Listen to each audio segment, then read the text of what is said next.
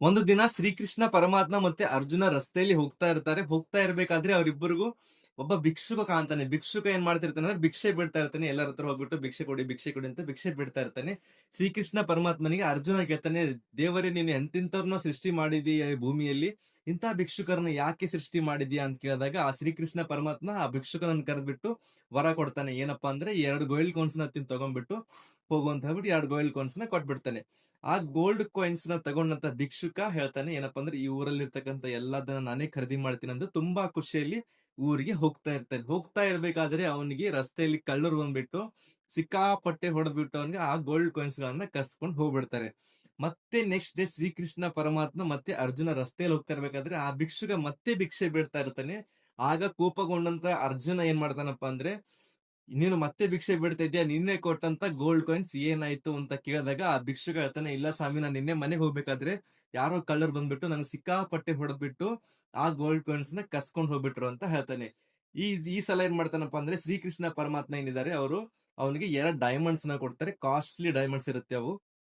ಆ ಡೈಮಂಡ್ಸ್ ನ ತಗೊಂಡಂತ ಏನ್ ಭಿಕ್ಷುಕ ಇದ್ದಾನೆ ತುಂಬಾ ಖುಷಿಯಿಂದ ಮನೆಗೆ ಹೋಗ್ಬಿಡ್ತಾನೆ. ಅವ್ನ ಮನೆ ಖರೀದಿ ಮಾಡ್ಬಿಡ್ತೀನಿ ಅಂತ ಹೇಳ್ಬಿಟ್ಟು ಮನೆಗೆ ಹೋದಂತ ಭಿಕ್ಷುಕ ಆ ಒಂದು ಏನ್ ಡೈಮಂಡ್ಸ್ ಇರುತ್ತೆ ಡೈಮಂಡ್ಸ್ ನ ಮಡಿಕೆಯಲ್ಲಿ ಇಟ್ಬಿಡ್ತಾನೆ. ಮನೇಲಿ ತುಂಬಾ ಮಡಿಕೆ ಇರುತ್ತೆ, ಯಾವ್ದೋ ಒಂದು ಮಡಿಕೆಯಲ್ಲಿ ಅವನು ಇಟ್ಬಿಡ್ತಾನೆ. ಮಡಿಕೆಯಲ್ಲಿ ಇಟ್ಟ ನಂತರ ಊಟ ಮಾಡ್ತಿರ್ತಾನೆ. ಊಟ ಮಾಡ್ಬೇಕಾದ್ರೆ ಹೆಂಡತಿ ಹೇಳ್ತಾನೆ, ನೀರ್ ತಗೊಂಬ ಅಂತ ಹೇಳ್ಬಿಟ್ಟು ನೀರ್ ಆಗಿರುತ್ತೆ. ನೀರ್ ಆಗಿದ್ದ ಕಾರಣ ಅವ್ನ ಹೆಂಡತಿ ಆ ಮಡಿಕೆಯನ್ನ ತಗೊಂಡ್ಬಿಟ್ಟು ನದಿಗೆ ಹೋಗ್ಬಿಟ್ಟು ನೀರ್ ತರಕ್ ಹೋಗ್ತಾಳೆ. ಮನೇಲಿ ನೂರಾರು ಮಡಿಕೆ ಇದ್ದು ಆ ಹೆಂಡತಿ ಕಾಣೋದು ಆ ಡೈಮಂಡ್ಸ್ ಇರ್ತಕ್ಕಂತ ಮಡಿಕೆನೆ ಕಾಣುತ್ತೆ. ಯಾಕಂದ್ರೆ ಅವಳಿಗೆ ಗೊತ್ತಿರೋದಿಲ್ಲ ಆ ಮಡಿಕೆಯಲ್ಲಿ ಡೈಮಂಡ್ಸ್ ಇದೆ ಅಂತ ಹೇಳ್ಬಿಟ್ಟು. ಆ ಮಡಿಕೆನ ತಗೊಂಡ್ ಹೋಗ್ಬಿಟ್ಟು ನೀರ್ ತರಕ್ ಹೋಗ್ತಾಳೆ. ನೀರ್ನಲ್ಲಿ ಆ ಡೈಮಂಡ್ ಏನಿದೆ ಕೊಚ್ಕೊಂಡು ಹೋಗ್ಬಿಡುತ್ತೆ.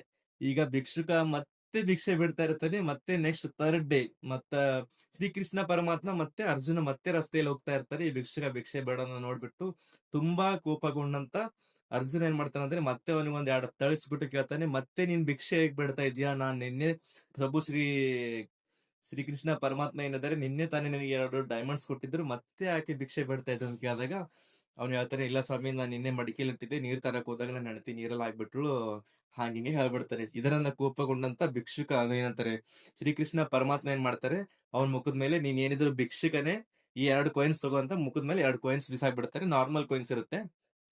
ಆ ನಾರ್ಮಲ್ ಕಾಯಿನ್ಸ್ ತಗೊಂಡು ಭಿಕ್ಷುಕ ಹಾಗೆ ರಸ್ತೆಯಲ್ಲಿ ತುಂಬಾ ದುಃಖ ಹಾಕಿಸಿಂದ ಹೋಗ್ತಾ ಇರ್ತಾನೆ. ಹೋಗ್ತಾ ಇರ್ಬೇಕಾದ್ರೆ ಅವನಿಗೆ ರಸ್ತೆಯಲ್ಲಿ ಒಬ್ಬ ಮೀನುಗಾರ ಕಾಣ್ತಾನೆ. ಮೀನುಗಾರ ಮೀನುಗಳನ್ನ ಹಿಡ್ಕೊಂಡ್ ಬರ್ತಾ ಇರ್ತಾನೆ. ಬುಟ್ಟಿಲಿ ತುಂಬಾ ಮೀನುಗಳಿರುತ್ತೆ. ಆ ಮೀನುಗಳಲ್ಲಿ ಒಂದು ಮೀನೇನಿರುತ್ತೆ ಜೀವಂತವಾಗಿರುತ್ತೆ.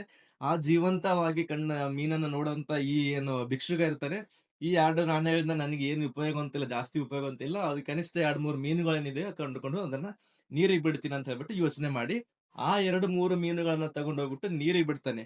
ನೀರಿಗೆ ಬಿಟ್ಟ ತಕ್ಷಣವೇ ಏನಾಗುತ್ತೆ ಅಂದ್ರೆ, ಆ ಮೀನು ಬಾಯಲ್ಲಿ ಹಿಡ್ಕೊಂಡ್ ಬಂದು ಡೈಮಂಡ್ ಕೊಡುತ್ತೆ ಅವನಿಗೆ. ಅದೇನಪ್ಪ ಅಂದ್ರೆ ನೀರಲ್ಲಿ ಹರ್ಕೊಂಡು ಹೋಗಿರುತ್ತಲ್ಲ ಆ ಡೈಮಂಡ್ ಆ ಮೀನು ತಂದು ಕೊಡುತ್ತೆ.